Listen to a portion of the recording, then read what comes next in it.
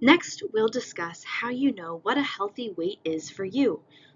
You're probably familiar with the BMI, or body mass index, but you may not know the history of it. This is a shortcut for figuring out a healthy weight range for you based on your height. You should know a few things about the limitations of BMI before we figure out what yours is. BMI is a measure of the ratio of our height and weight. Although it is linked to body fat for some people, BMI calculations do not actually measure body fat. It's simply a ratio between your weight in kilograms and your height in meters. BMI calculations don't work as well for people who are extremely muscular. For example, weightlifters or athletes with a lot of muscle mass, since muscle weighs more than fat. And BMI is simply, again, a ratio between your weight and your height. BMI is also not as effective for people who are very tall or very short or have larger bones. It was designed for men, and so it is not as accurate for women either. However, it is a helpful tool in some cases for determining whether someone should lose or gain weight to work toward the healthiest spot for them. The rainbow you see on the screen here is a BMI chart, a standard BMI table. The way you use it is by finding your height in feet in the left column, then drawing your finger across the columns until you find your weight. The number at the top of the column with your weight listed is your BMI. So, for example, what would the BMI be for a man who weighs 218 pounds and is 5 feet 9 inches tall? See if you can figure it out before I reveal the answer. A man who's 218 pounds and is 5 feet 9 inches tall has a BMI of 32, which is in the obese range. But like we mentioned before, a little more than 30% of Americans are dealing with obesity or weight above what is expected to be a healthy range. Go ahead and take a moment to figure out your BMI. Make sure you take a look into what category you fall into. This is just for your personal knowledge, and we won't ask you to share your BMI with the workshop. Remember, this is a simple means of keeping tabs on how you are doing with your weight and for making decisions about whether you are at a healthy weight for your height. It's not perfect and should be used only as a general guide. Always talk with your doctor if you are concerned about your weight. You just learned how to determine your body mass index and your weight status category.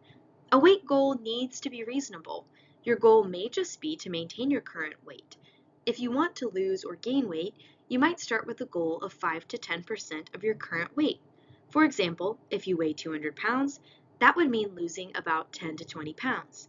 This is just a general guideline, and you should talk to your doctor as well to make sure your goal makes sense for you. Many of the healthy eating strategies we already discussed will help you to lose or gain weight depending on what you'd like to do. Consider the following lifestyle changes we've discussed over the past 2 weeks. Eating smaller portions, using the My Plate guide to fill your plate with vegetables, fruit, lean meats, and whole grains, swapping some of your snacks for fruits, vegetables, popcorn, yogurt, hummus, and other alternatives you may enjoy, monitoring your intake of sugary desserts, and limiting foods high in solid fats. Drinking more water. These strategies that we've discussed for physical activity can also help you manage your weight. What are some healthy lifestyle changes that we've discussed that you can do to increase your activity? For example, you could get moving, even if it's for 10 minutes at a time, building more activity into your daily life, such as taking the stairs, parking farther away at the grocery store, or striving for 30 to 60 minutes of moderate to vigorous physical activity each day. This includes walking, jogging, yard work, or classes at the gym, and striving for strength training exercises twice a week. Not only will this help you manage your weight, it will also aid in relieving your chronic pain and supporting your mood. Make sure you're taking gentle approaches to managing your weight by starting small, focusing on adding things into your routine rather than restricting things, and practicing patience and kindness throughout the process. Before we continue, this may be a good time to pause and reflect on what we've learned so far in this session. We've already focused some on weight loss, but what if you need to gain healthy weight?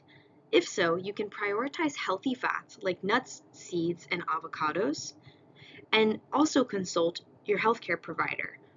also continue to eat frequent, smaller meals to support you.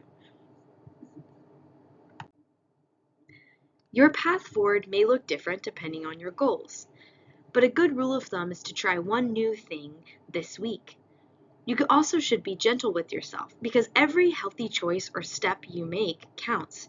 And finally, stay connected with the Living and Learning Workshop, sharing experiences with our community that is here to support you and your health journey.